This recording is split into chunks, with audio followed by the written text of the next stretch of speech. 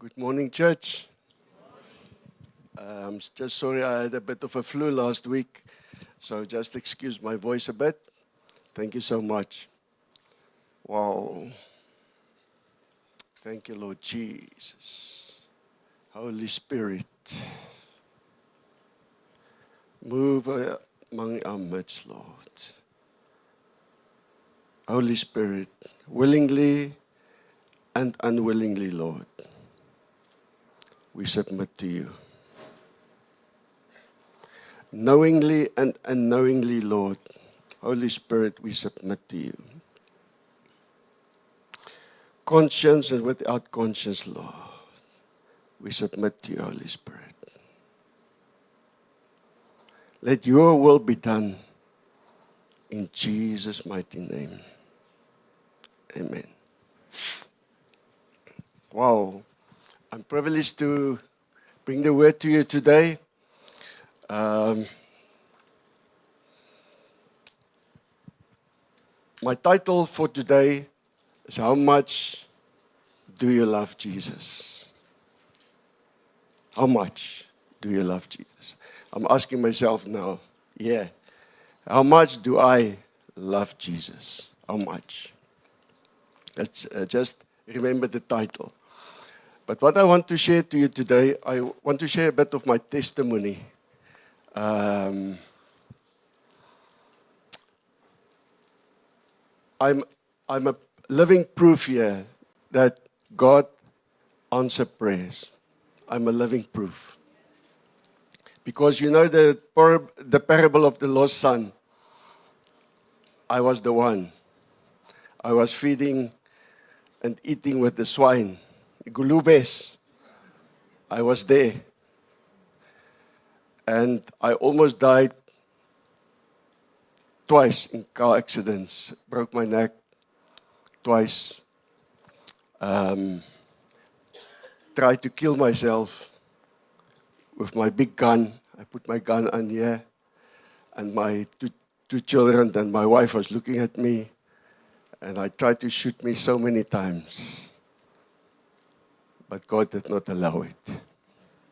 So when you look at me today, you see a miracle upon a miracle and a miracle. I'll prove to you now that God answers prayers. Never stop praying for your husband, for your wife, for your children. Never stop praying. When I was a small boy, 1975, I'm almost 59 now. 1975, I was a young boy, 9 years old. So my father was an alcoholic. So from a young boy, I was suffering from rejection. You know, rejection is a poison. I'm telling you, they did a study in America in all the prisons. And the one common problem, factor, that everyone had, the root problem was rejection.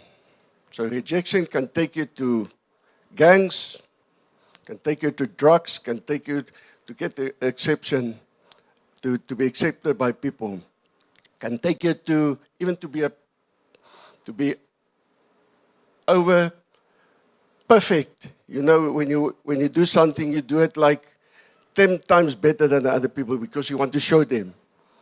I will show them I'm better. That's also a problem. So when I was a young boy, 9 years old, my father used to be an alcoholic, but thank God, about 45 years he's clean. And even he's living with me now. And we were never eye to eye, me and my dad, because he used to beat me, that the blood will come out of my trousers. So from a young boy, I had so much resentment in me, bitterness, grudges, unforgiveness. But when I was a young boy, when they were still drinking, my dad and his friends, so one guy just wanted to get rid of our children, so he gave me a 2 rand coin, 2 rand. You know, 1975, 2 rand was a lot of money. It was almost like 600-700 rand today. I guarantee you that. So I took that 2 rand note, coin. So opposite, we were very poor. I grew up very poor. Even the poor people was laughing at us. So poor we were. But, you know, it was an advantage. If I look back today, it was an advantage for me. So the guy gave me 2 rand. So I went to over just across the road from us was a small little Bible shop. And I crossed the road. I went in there. There was an old lady. She said, "Yeah, my son, what can I help you?" I said, "Auntie, I'm looking for a Bible. I want to buy a Bible." I bought the Bible that day. You know how much was it? 150 for a Bible. So me and my little sister, I walked out of there, and I took the Bible, I clutched it under my armpit here, and I was praying this. I said, "Lord, one day, I want to know you. One day. I want to know this book. One day." That was it. But that day, I didn't know. I gave God a mandate to hijack my life one day. But, you know, life happens. So I grew up, did all the bad things, all over South Africa. You see here, this is from bar fights. I used to fight in bars. I was like an alcoholic. I was so hurt. I was the number 1 womanizer in South Africa.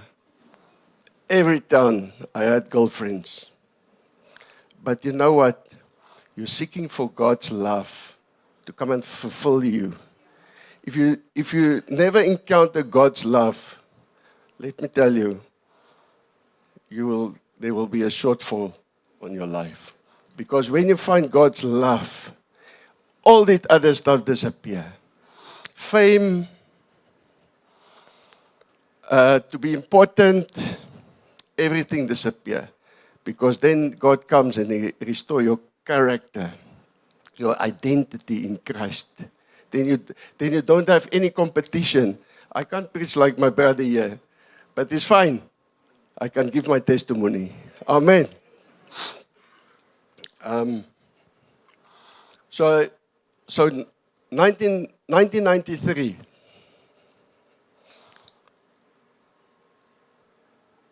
my wife, I was sleeping at night. So my wife was sleeping next to me. She was pregnant with my daughter. My daughter now is 32 years old. She was pregnant with my daughter. She was like on 99 to be delivered by our beautiful young daughter.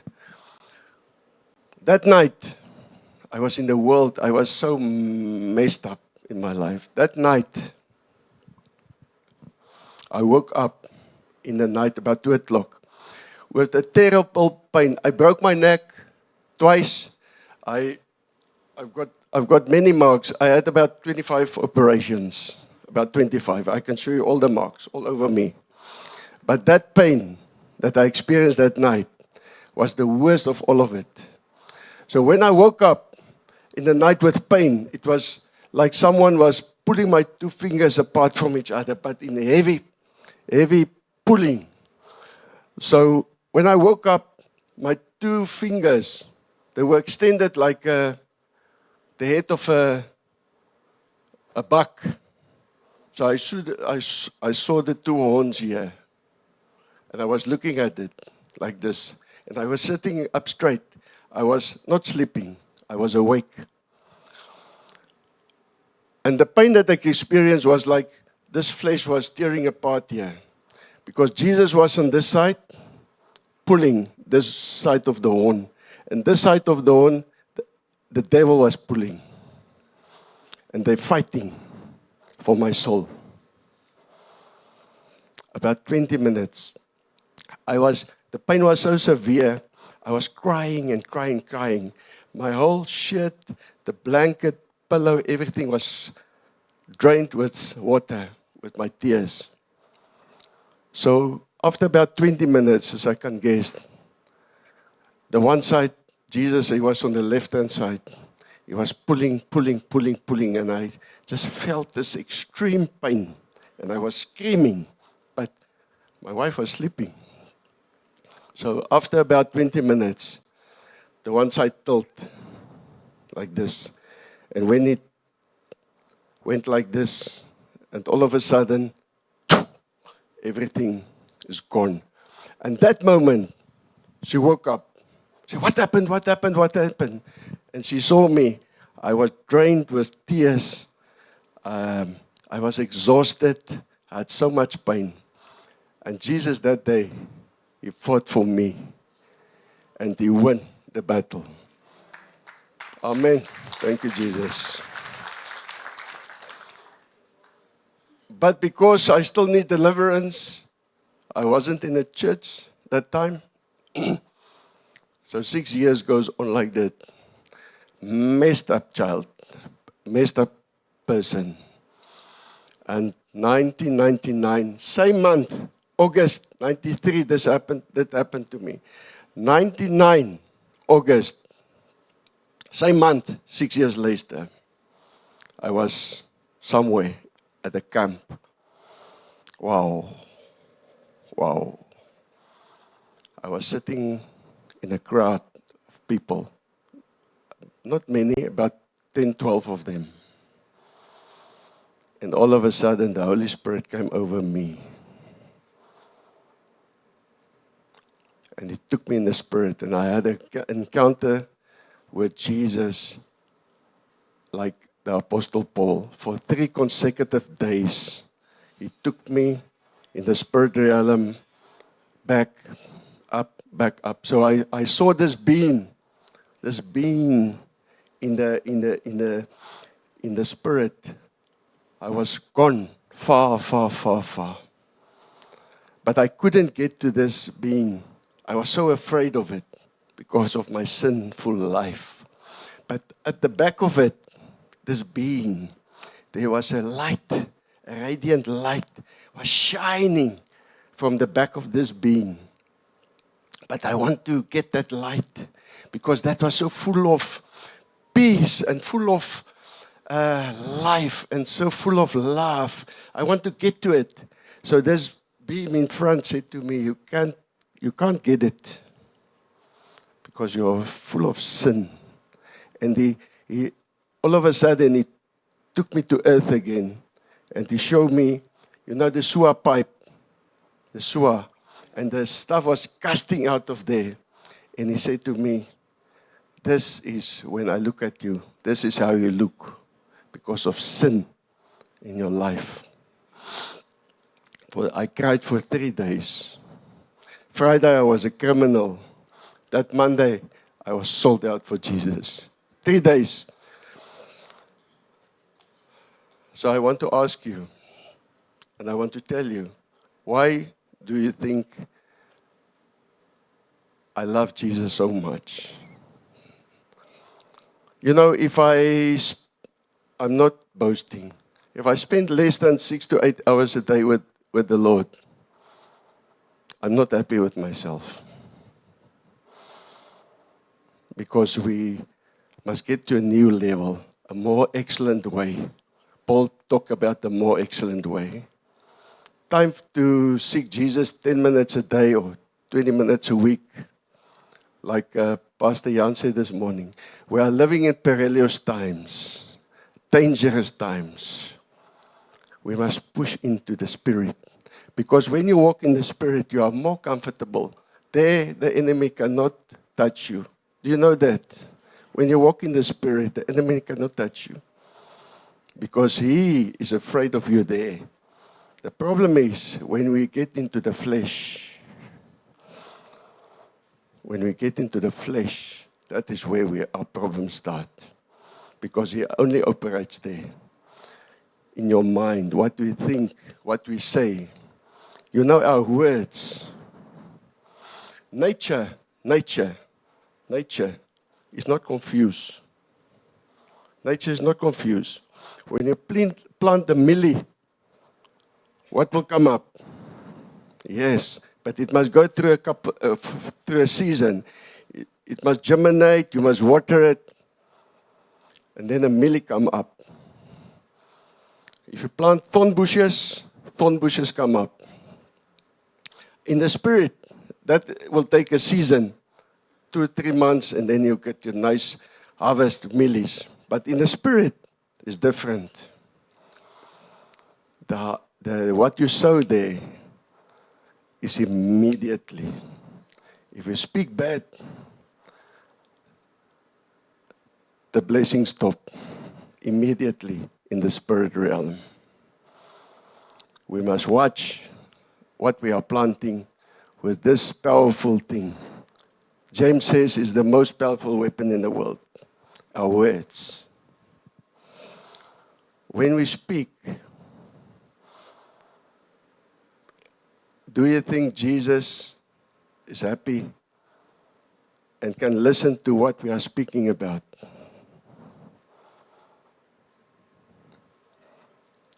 I'm asking you today. I want you to look inside you. What is the level of your words? God cannot go above the level of your words. He cannot. The level of your words determine. You can't say I'm poor and tomorrow you pray for a job or business. No, it doesn't work like that.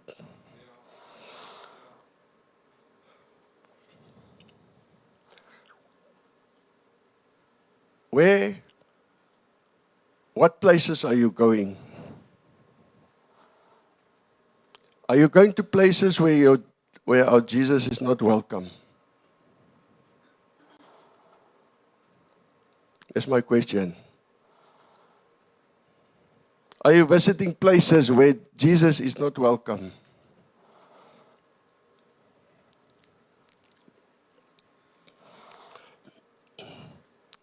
How is our conduct and behavior? If we say we love Jesus so much, how is our conduct and our behavior at home? Is it pleasing to God? What is it?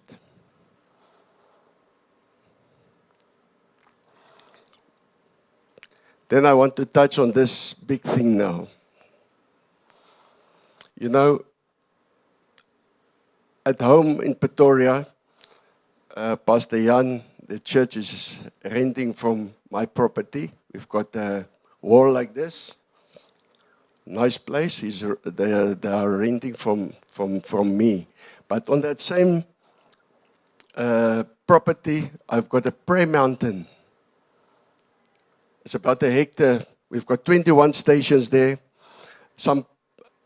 About 30 churches coming regularly there to come and pray. We had groups from 400 to 150 average every second week. Every day people ministering there to us. They come and pray there and I minister to them. So what happened now, a lot of people from Giyani, all over South Africa, they come to pray there. But because of miracles and deliverances, God opened the door for us. That's why we went to Giyani. We were ministering there Friday and Saturday. But most of those people that come there, they got healing and deliverances by the grace of God. Thank you, Lord Jesus. But let me tell you, I'm talking about church people. Because I asked God, do not send funny people to my property. I cannot check and watch all of them. If they don't know Jesus, tell me that I can introduce them to Jesus. We will not reject them. But so far, most of the people, I led Muslims there to the Lord in the prayer mountain. So what happened there, on a regular basis, they were calling me and say, Pastor, come and pray for me. I've got this and this and this problem. But the problem, let me tell you, that is, if I can say 80% of born-again Christians suffering from this one thing.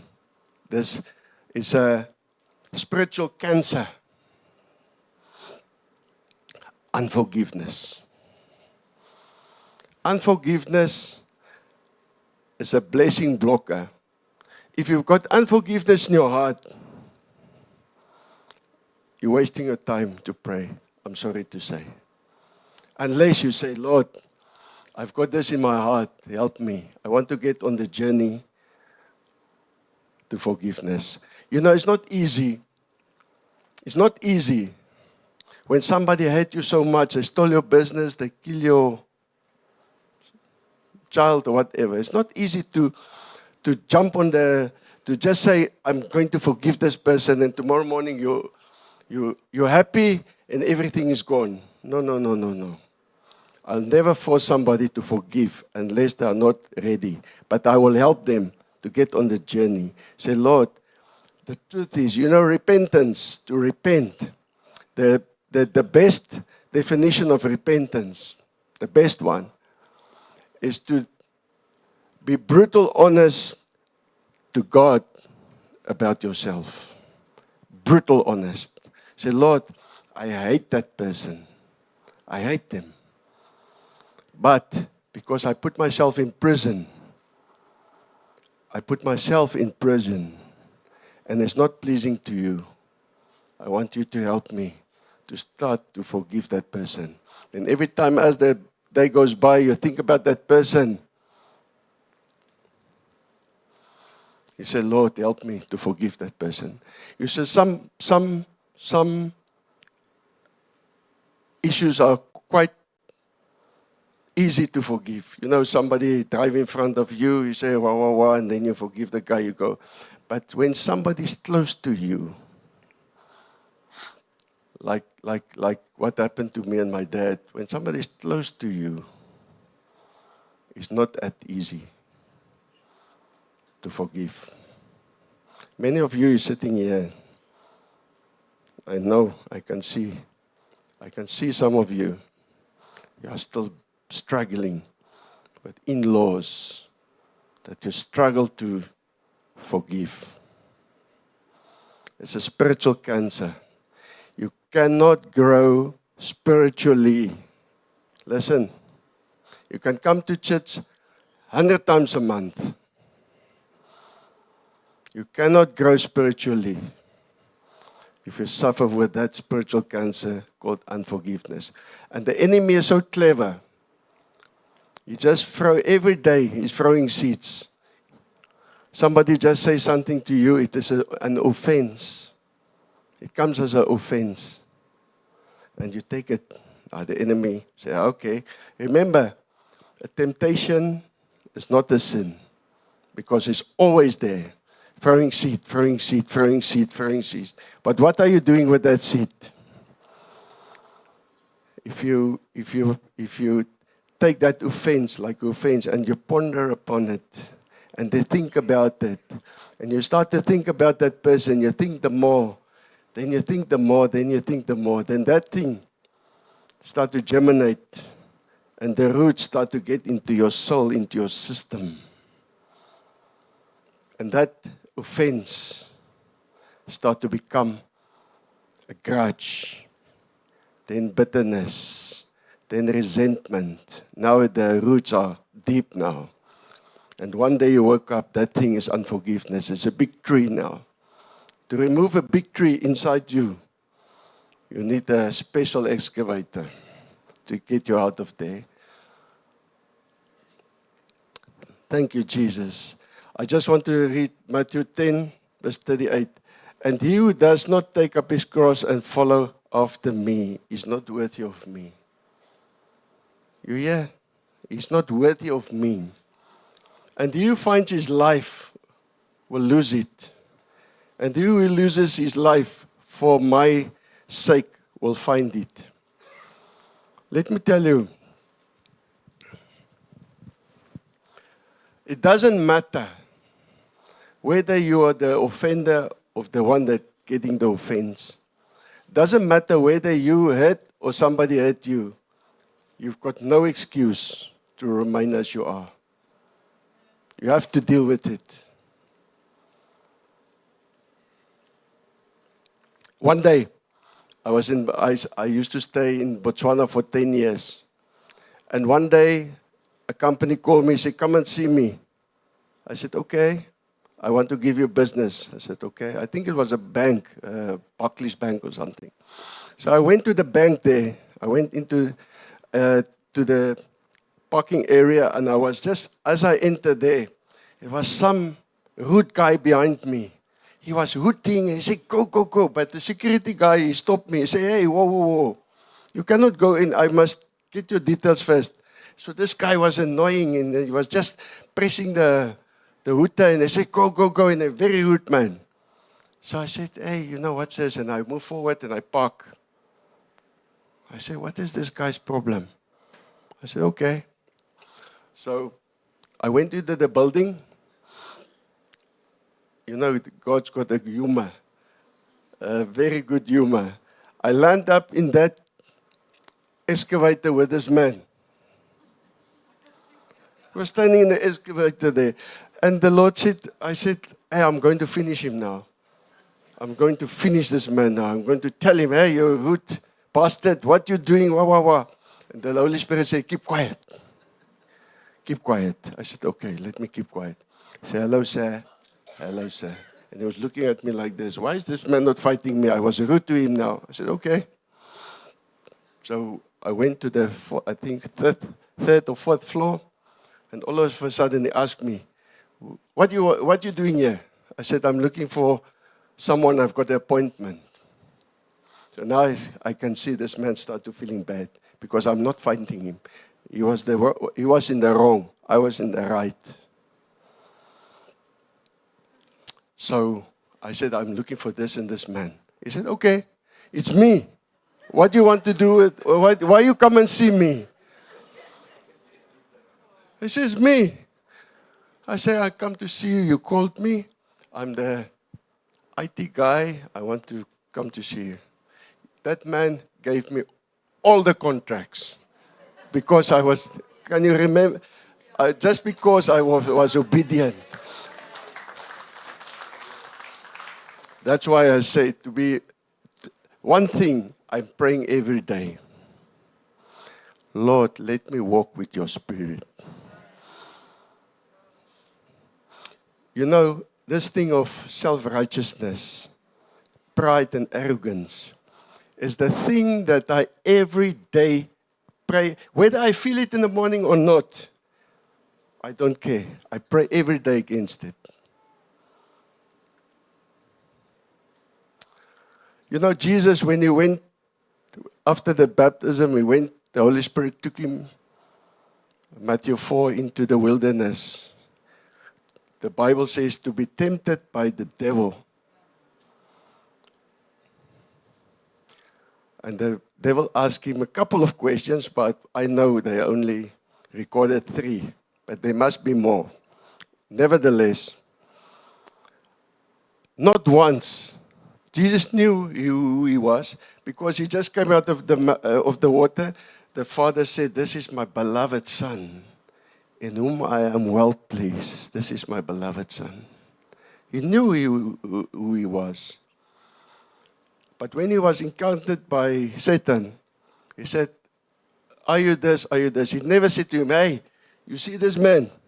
Hey, I'm the Son of God. When I'm out of this fasting, I'm going to finish you. You will see me. I'm going to do miracles. I'm going to disgrace you. Did he say that? What did he say? What he said? It is written. He was quoting the word. He was quoting himself because the Bible says in John 1, in the beginning was the Word, and the Word was with God, and the Word was God. He was in the beginning with God. All things were made for him, and without him, nothing was made that was made. In him was life, and the life was the light of men. And the light shined into darkness, and the darkness could not comprehend it. He was the Word. He was quoting himself. He said, it is written. All of us, all of us, we are in a boat on the ocean. All of us. One day, the water is nice and smooth, and the boat is just going like this. The next day, the water can be a bit rough, troubled, and the boat can just do this a little bit. And then, someday, there can be big waves.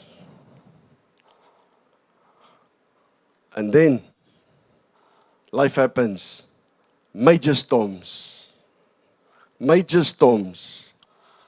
But let me tell you, if your anchor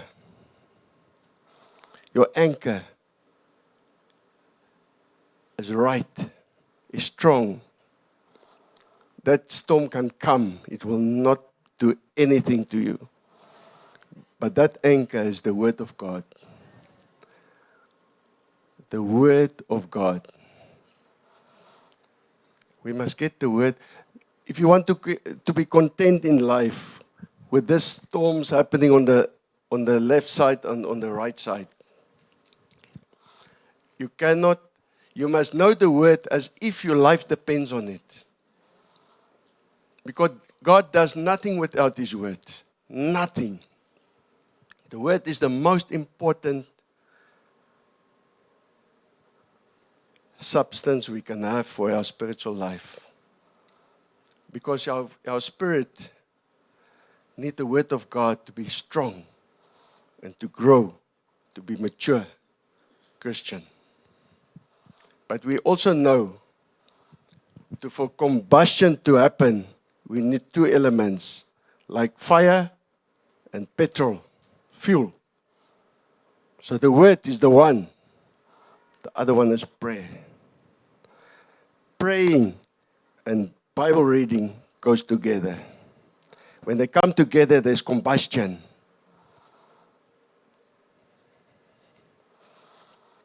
You cannot spend not enough time in the Word. That made my life to be content. God allowed it because I was a young boy. I gave Him a mandate. I know I'm not arrived yet. I know every day, because the Word is so alive. You know, the Bible, most Bibles are, this is about the size of the Bible. You know?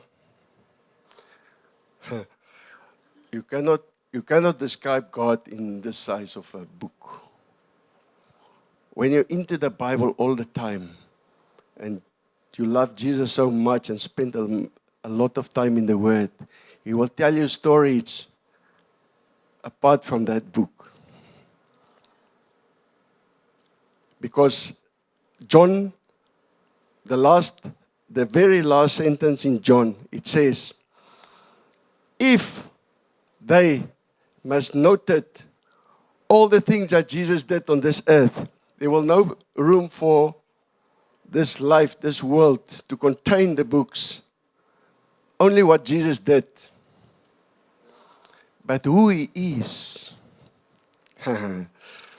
much bigger than that. So let me tell you, God is not only in that book. If you spend time with Him enough, He will tell you stories, but it will never contradict the basic that He gave us, the message.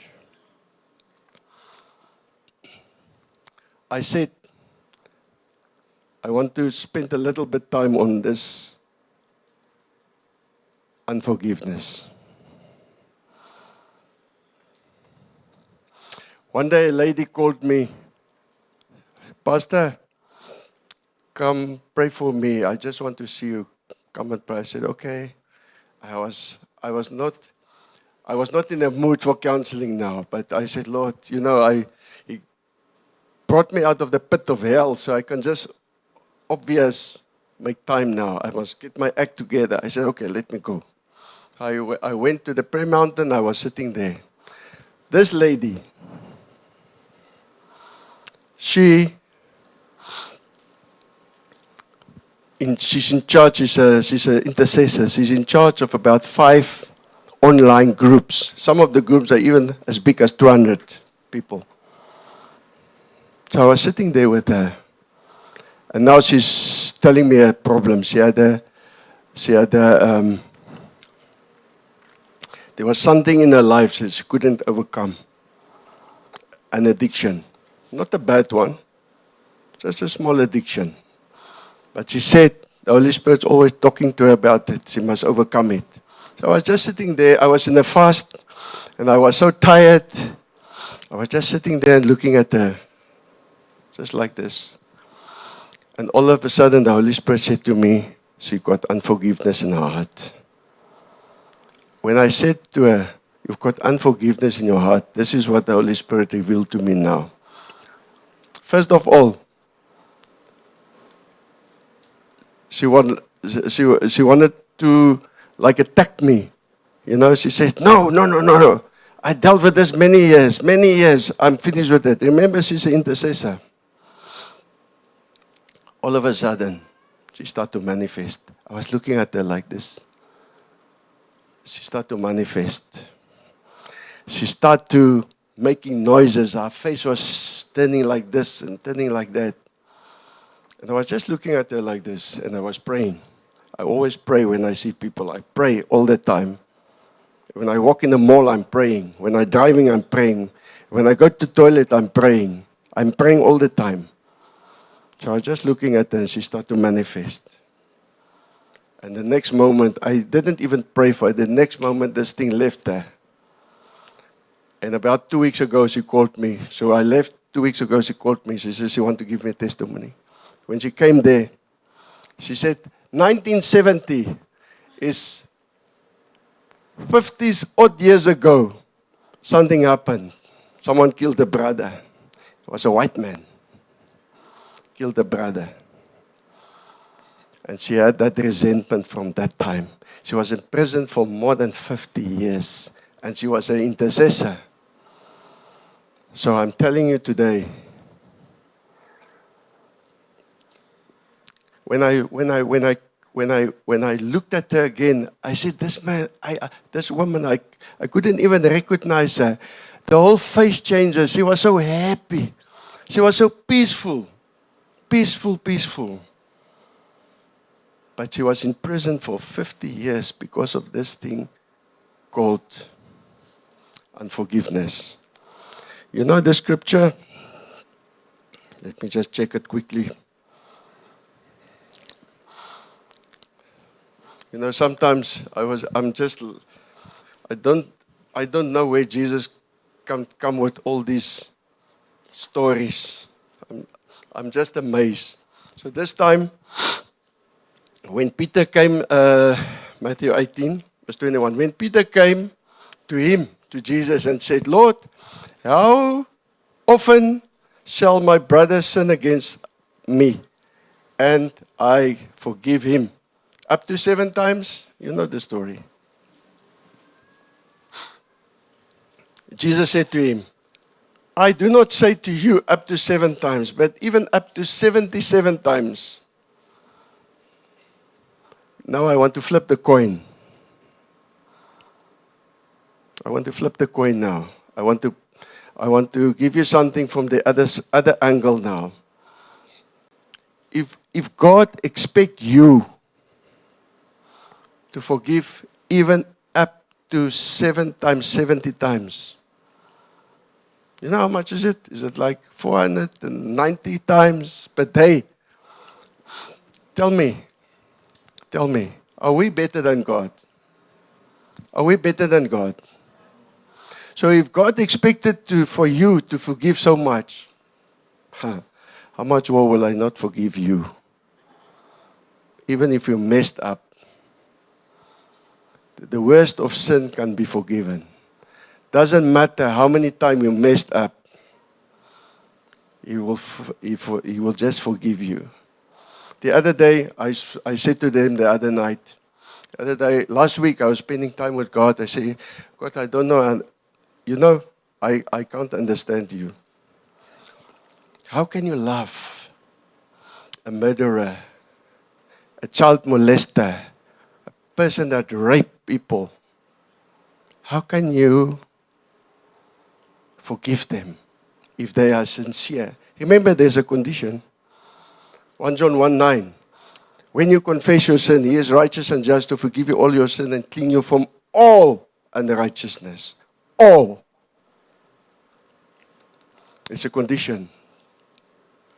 So I said, Lord, how is it possible that you can forgive someone like that? And God said to me, my blood is so strong. It cries out so loud. Not even myself can override it. You hear me? The blood is so strong. Let's use it in our lives. So Lord, cleanse us. Like David said, purge me with the blood of Jesus and I shall be clean. Wash me and I shall be whiter than snow. Purge me with the blood of Jesus and I shall be clean.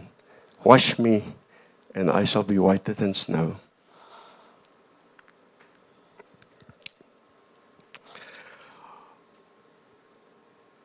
So this parable, so after Jesus spoke to Peter about the forgiveness,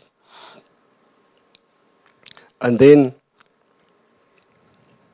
there's another parable just following it. He says here, Jesus said to him, therefore the kingdom of heaven is like a certain king who wanted to settle accounts with his servant.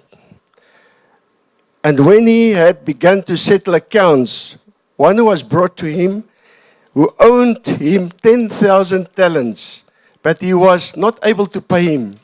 His master commanded that he will be sold, and his wife and children, and that he had, and the payment to be made.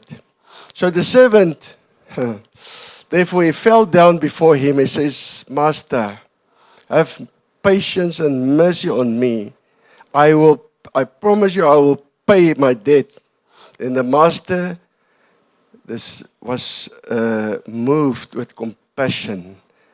He released him and he forgave him his debt. But when the servant went out, he found one of his fellow servants who owed him 100 denarii. And he lay hands on him. This guy, he just received forgiveness from the big master, the big debt. So when he went out there, he saw someone else who owed him money, small money. He grabbed him on the throat. He said to him, pay me now what you owe me. So his fellow servant fell down at the feet and begged him, saying, have patience with me, and I will pay you all. And he would not, but went and threw him into prison till he should pay the debt. So when his fellow servants saw what happened,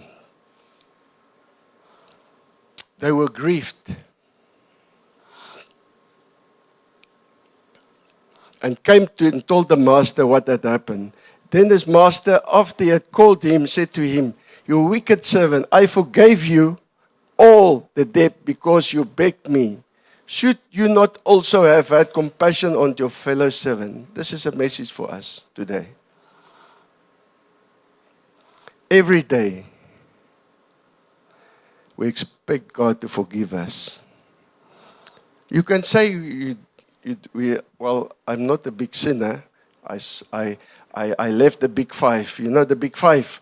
Smoking, the things that you can see, smoking, drinking, swearing, fornicating. But what about doubt? Fear? Unbelief?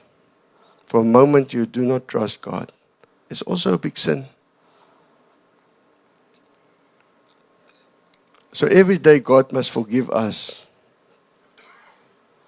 So now, to at least say thank you, Lord, for that. Because in general, we all deserve hell. Think about it. If it wasn't for the blood of Jesus. So the least we can do is go to our brothers and sisters and forgive them. God gave us love to use it for our brothers and sisters' shortcomings. We are not all perfect. We are not perfect. The Bible says in 1 John 1:8, if you say that you do not have sin, you make God a liar. I'm almost done. This other person, he came to me. He said, Pastor, I don't have, I can't break through in my spiritual life. And I said to him, he's quoting for Revelation to Genesis to Revelation. He quoted the Bible. He loved the Lord so much. He's about 20 years old. This man, young boy, he loved the Lord with all of his heart. He came to me, he said to me, Pastor, I can't break through in the spirit realm. I'm not hearing God's voice. I said, so I looked at him like this. I said, yes, Lord, what can I do for this man, young boy? And I said, okay. Another example of spiritual cancer. So this boy, I said to him, I say, people in your heart is full of people, but it's an unhealthy situation. It's not that you love them. He said, no, he was adamant. He said, no. It's not the truth. So I said, okay. I said, that is what the Holy Spirit said. I put my hand on his head. Pah! I said to him, the Holy Spirit, I'll give you 10 minutes. The Holy Spirit will reveal everything because I know when the Spirit talks to me. I know. You can sense it. Pastor Jan spoke about this morning. You know when the Holy Spirit speaks to you. Loud and clear in your heart. So this boy, he was sitting there and all of a sudden, you can bury someone so deep in your heart that you think you forgave him or her. So this man, young boy,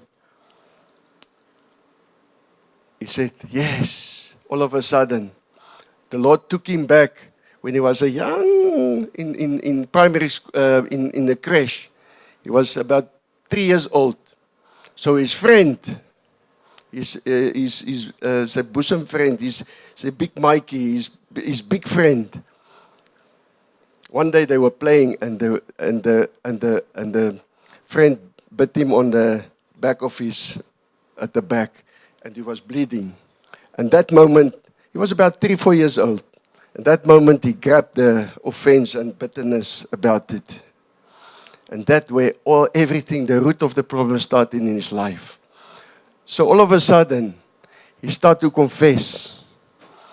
And I said, you must release the people from your heart now. Release them. Let me tell you, about 60 people. 60. Remember, 10 minutes before that, he said he's got no unforgiveness. After 10 minutes, he mentioned 60 people, just like this. By name, every person, ex-girlfriend, his father, his mother, his sisters, his teachers, primary school teachers, high school teachers, all his friends he had through the whole of his youth. About 60 people. And after that, he was so light. And now, about a month ago, he contacted me and said to me, he's so free. He broke through in the spirit realm. All of a sudden, he can hear the voice of the Holy Spirit. You see, sometimes we think that we are into Jesus and we love him so much. We are into him. But inside, you know that advert, it says, it's not inside, it's on top. I'm telling you, it's not on top, it's inside. It's not on top, it's inside. The word cannot be only, it's good to have the word here, but it must be an integral part of your life. If you have the word only here, it is like when you drink water, but you only keep it in your mouth. You drink water, but you're still thirsty. Only when you swallow it, the thirst disappears. So the word must not only be here, also here. You know, 1889, there was a man from India. His name was Sadhu Sundar Singh. You know him? He was about 20 years old. He burned the Bibles. He was a rebel. He was a really bad man. He tried all the religions, from Hinduism, Buddhism, Muslim. He tried everything. So this man, one day he wanted to commit suicide. He was standing in front of a train. He was burning Bibles, collect Bibles from people, then he was burning it. So one day he wanted to commit suicide, and the train was coming, and all of a sudden, an angel took him out of. He wanted to commit suicide. He was waiting for the train to hit him. So the angel pulled him away, and the Lord said to him, "I'm going to use you." So he became one of the most anointed people who walked this earth. When he walked in the street, people would just fall under the Holy Spirit and get healed and delivered.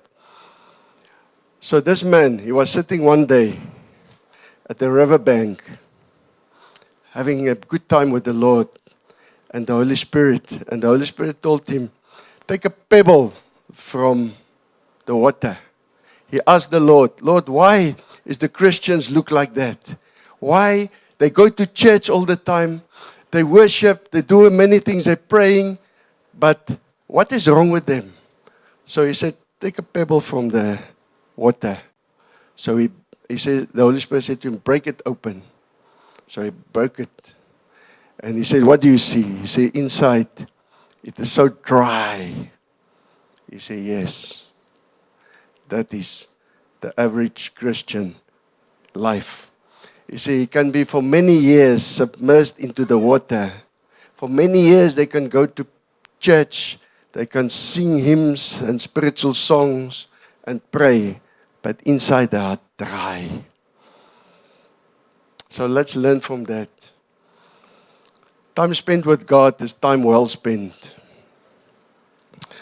Okay, let me conclude here. Are you okay? You look at me like, what is this man doing here? My friend, I've got a very dear friend. He's a prophet. He's a friend of mine. He wrote his own parable. His own parable. And I want to tell you this parable because it's very profound. It's applicable to us today, our Christians. Let me just grab a bit of water.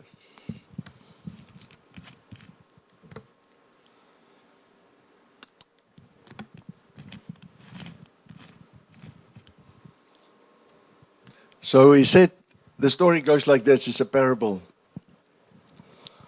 He said there's a husband and wife. They've got 3 children. This story shook me so much in my core. I can't imagine. I'm telling you. So,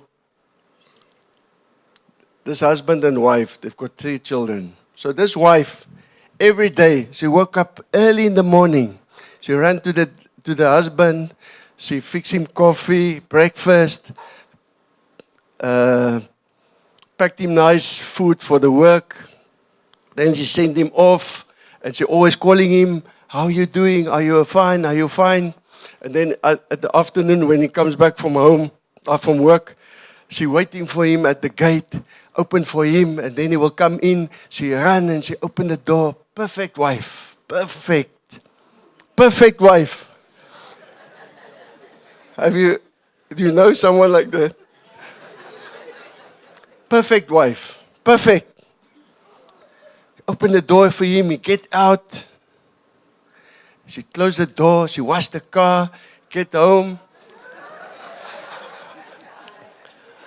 get inside the house, the food is there cooked. 3-course meal. And she looked after this man so much. But the 3 children, they are dirty. The nose is running. She's not washing his clothes. But she looked after her husband like a king. And it goes on like this for many months. And one day, that man, he said to this wife, I reject you with everything in me. You look after me, and you're praising me, and you look after me, but you neglect my 3 children. You're not washing their clothes. You're not looking after them. And the moral of the story here is we must not come to church and we worship the King. We do everything and we neglect the bride. We neglect our neighbor. And you come to church, but you pass people that you know that are hungry. And we hallelujah, amen. We fast and pray for 40 years and 40 nights and 40 days. But we neglect our neighbor. Last night I was telling the people, who's your neighbor? I'm closing with this. Who's your neighbor? It's not the person it's also the person, but it's not only the person that lives next to your fence, next to it. Your neighbor could be the Muslim on the corner. It can be the Hindu in the shop. Your neighbor could be your enemy. Your enemy. Jesus said, love your enemy. Pray for those who spitefully use you. Your enemy could be your ex-wife, mother-in-law. That's a good one. Wow. Love your enemy. Pray for those who spitefully use you. When somebody uses you, it's not easy. It's not easy. When someone wants to disrupt your life, they want to harm you, they speak bad about you, it's not easy. But the Lord says, how must my reaction be? Must I be self-righteous? Or must we pray for those who spitefully use us?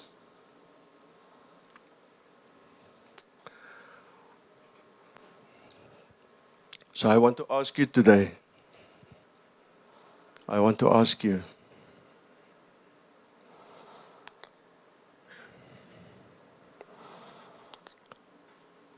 2 weeks back, the Lord showed me in this meeting there will be a man, maybe 2,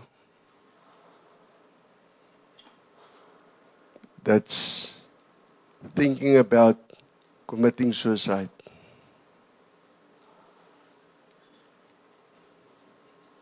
You're thinking about it. If you don't want to come out now, you can come out afterwards.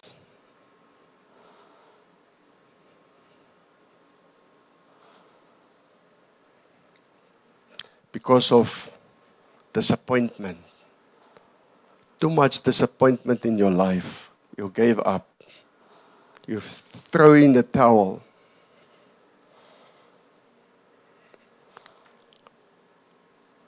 If you're shy, come see your pastor this week. Please, don't do it. I was there in that position. Don't do it. Please. God rescue me. I tried to shoot myself many times. Don't do that. Come see your pastor. Or see me after the service. Or whoever, the leaders, Peter, whoever. Come to him. He will make time for you. If you want me to pray for you, us, we can pray for you. If you've got that resentment, if you battle to forgive someone that hurt you so much, God wants to set you free. Don't be shy. I'm rather be shy here than miss heaven. You know, I went to a big church one day. I stood in front of all the people, thousands of people. I confessed my sin with a joy in my heart because I was so, the fear of God was so upon my life. I just want to get rid of it. I just want to get rid of this nonsense in my life. So I just confessed my sin among thousands, in front of thousands of people. I didn't even care. I'd rather be just here, now, here, than one day when it's too late.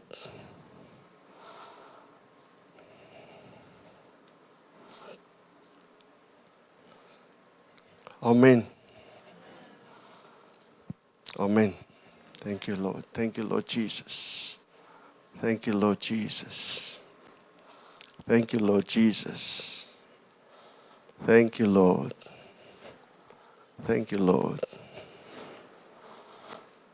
Thank you, Lord Jesus. Holy Spirit, talk to us, Lord. Talk to our hearts, Lord. Talk to our hearts, Lord Jesus. If you want to pray, come forward.